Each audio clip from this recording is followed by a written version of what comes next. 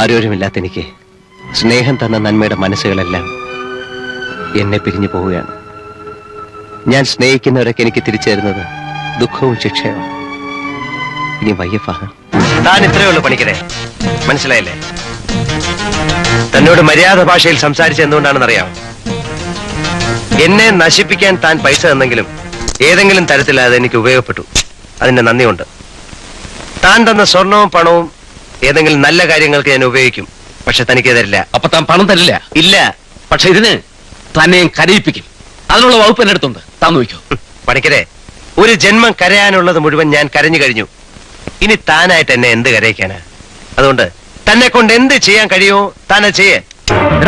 അങ്ങ് പാലയിലും പിന്നെ നിന്റെ പൂഞ്ഞാറ്റിലും പിന്നെ അങ്ങ് കാഞ്ഞിരപ്പള്ളിയിലും ഒക്കെ നല്ല ഫങ് ഫങ് ഫങ് എന്ന് വെടിപ്പായിട്ട് വെടിവെക്കാൻ അറിയാവുന്ന ഒരുപാട് ആണുങ്ങളെ കണ്ടിട്ടുണ്ട് സക്കീർ. നല്ല കള്ളരിക്കുന്ന മീശയും നല്ല പിണ്ടിക്കുരിശുമാലയും സാധാ ചാർമിനാറിട്ട് വാട്ടിയ നാടൻ ചാരായത്തിന്റെ ചൂരുമുള്ള നല്ല ആണുങ്ങൾ വെടിക്കാരച്ചായന്മാര്.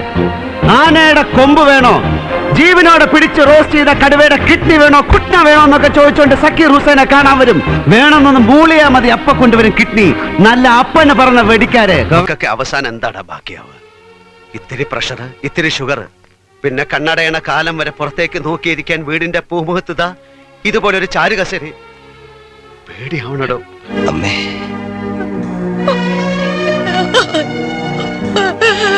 അയ്യോ,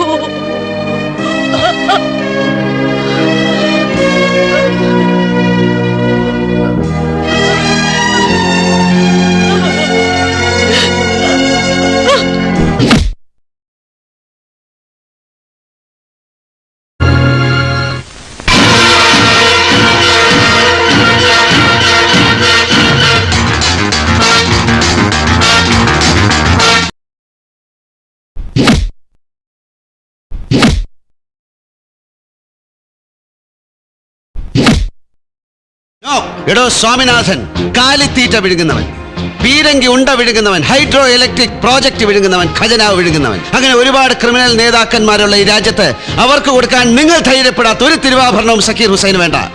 ഇതൊക്കെ പാവം പിടിച്ചു പറയും മുച്ചുകെട്ടുകളിൽ നോട്ടടവപ്പ് പെൺവാണിഭ സെറ്റുകളിലെ പെറ്റി ക്രിമിനൽസിന് കൊടുക്കുക. I belong to the big league.